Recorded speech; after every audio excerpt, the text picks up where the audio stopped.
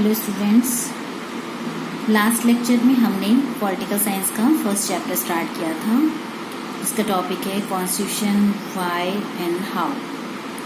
इसी संदर्भ में हम आज कॉन्स्टिट्यूशन के बारे में कुछ और फैक्ट्स के बारे में जानेंगे।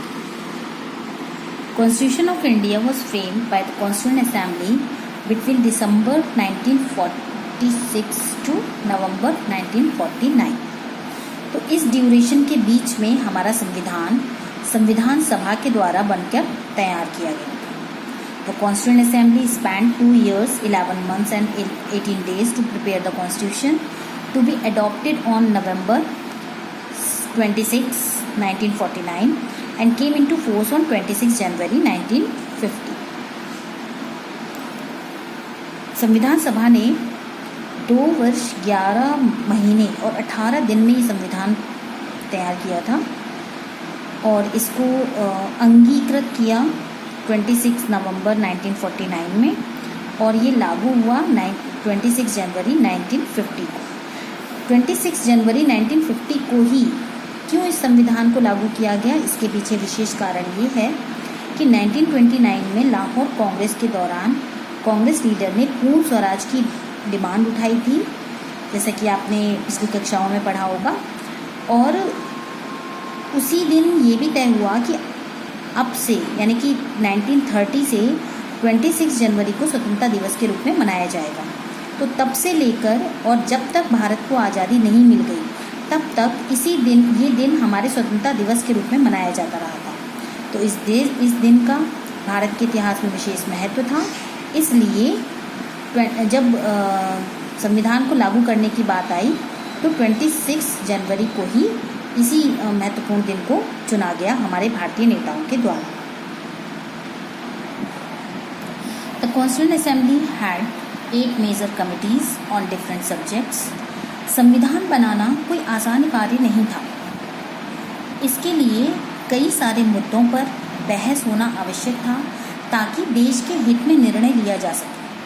इसके लिए संविधान सभा में 8 बड़ी कमेटियां बनाई गईं, 8 मेजर कमिटीज़ बनाई गईं जो अलग अलग मुद्दों पर अपनी रिपोर्ट तैयार करती थीं और जो कि बाद में जिन पर डिस्कशन किया जाता था। यूजुअली जवाहरलाल नेहरू, राजेंद्र प्रसाद, सरदार वल्लभ भाई Patel, B.R. Ambedkar chair these committees. ये जो दिग्गज नेता थे कांग्रेस के, ये इन कमिटीज़ के हेड के रूप में थे। जैसे B.R. अम्बेडकर ड्राफ्टिंग कमेटी के हेड थे, ऐसे ही राजेंद्र प्रसाद भारतीय संविधान सभा के अध्यक्ष थे। Each committees usually drafted particular provisions of the constitution which were then subjected to debate by the entire assembly। जैसे कि मैंने आपको बताया कि हर कमेटी का काम होता था उनको दिए गए मुद्दे पर रिपोर्ट तैयार करना और किस तरीके से किस पॉलिसी को लागू करना है और उसके लिए कौन सा प्रोविजंस आना चाहिए संविधान में, इस बात को प्रिपेयर करना और फिर ताकि बाद में जब सभी के सामने उस मुद्दे पर बहस की जा सके तो उचित निर्णय लेना आसान हो।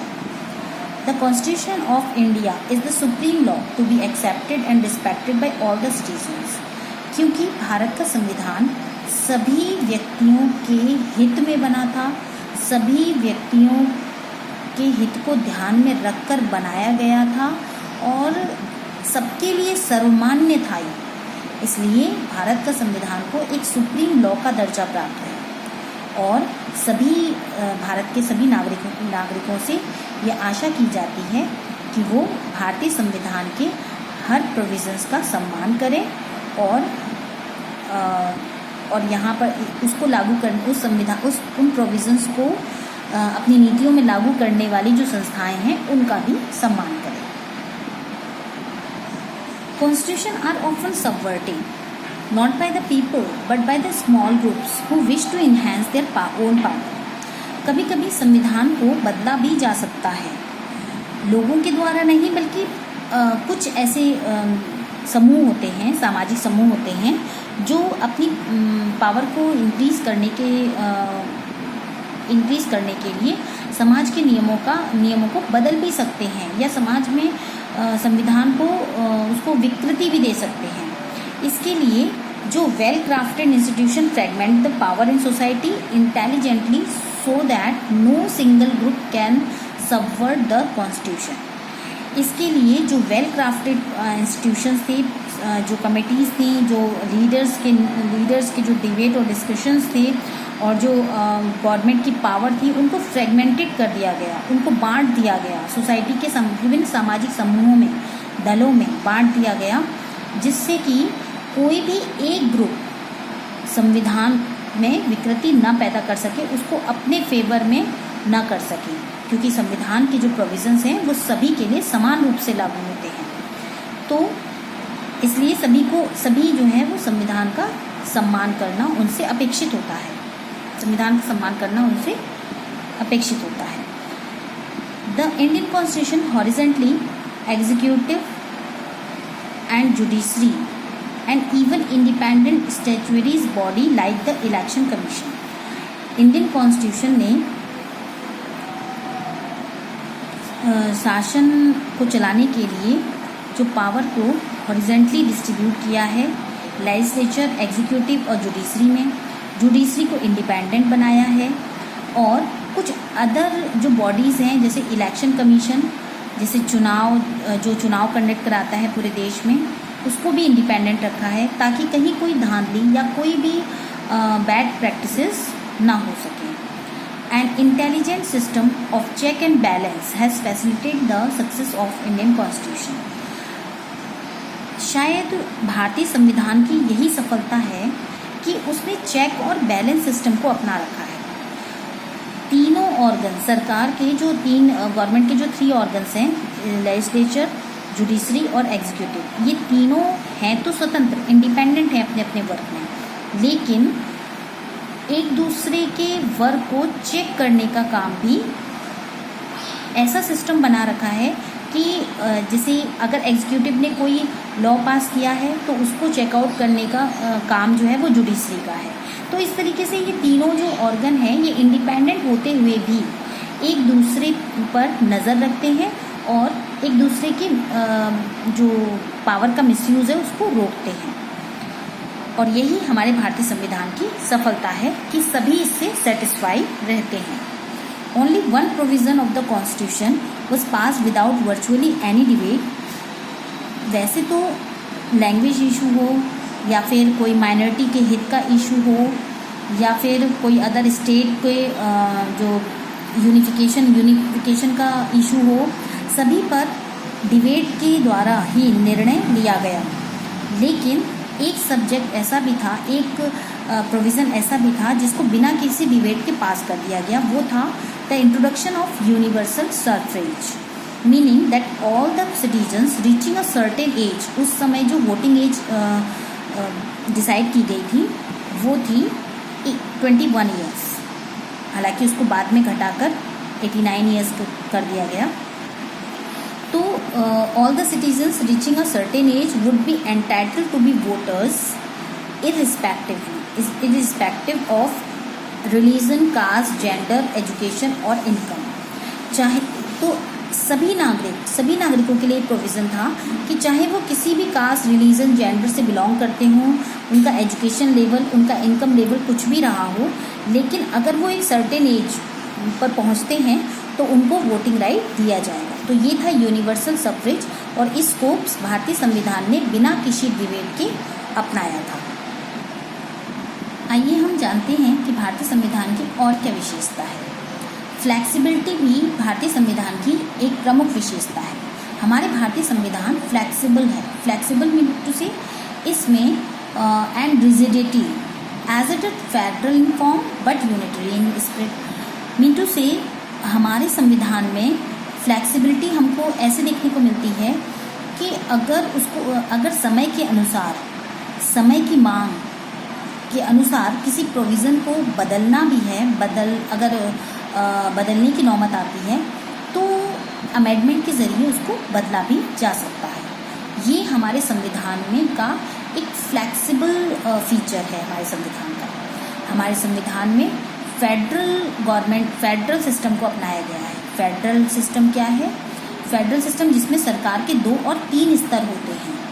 लेकिन वैसे तो ये फेडरल है, लेकिन अगर इसको स्प्लिट में देखा जाए तो ये यूनिटरी है। यूनिटरी मीन टू से तीनों ही स्तर में सबसे ज़्यादा जो पावरफुल होती है वो सेंट्रल गवर्नमेंट होती है। तो जब कभी देश के हित की बात आती है तो सेंट्रल गवर्नमेंट का जो डिसीज़न है वो सर्वमान्य होता है। यहाँ भी भारतीय संविधान की कुछ इम्पॉर्टेंट दिए गए हैं features. The main federal features of the Indian Constitution are written and flexible Constitution, distribution power among the different levels of the government or different organs of the government, and supremacy of judiciary, Supreme Court का निर्णय सबको सर्वमान्य होता है, and existence of bicameral legislature, और जहाँ ज़रूरत होती है वहाँ पर जो लेजिस्लेचर में 2 हमको हाउसेस दिखाई देते हैं, एक लेजिस्लेटिव काउंसिल और एक general legislature. The framers of Indian constitution have borrowed a number of provision as per the suitability of nation from different countries. भारतीय संविधान के में जिन तत्वों को अपनाया गया है, जिन जो एलिमेंट्स हैं उसके, जैसा हमारा संविधान हमारा देश में जो फीचर्स हैं, इन सारे प्रोविजंस को अलग अलग देशों के संविधानों से बोरो किया गया है।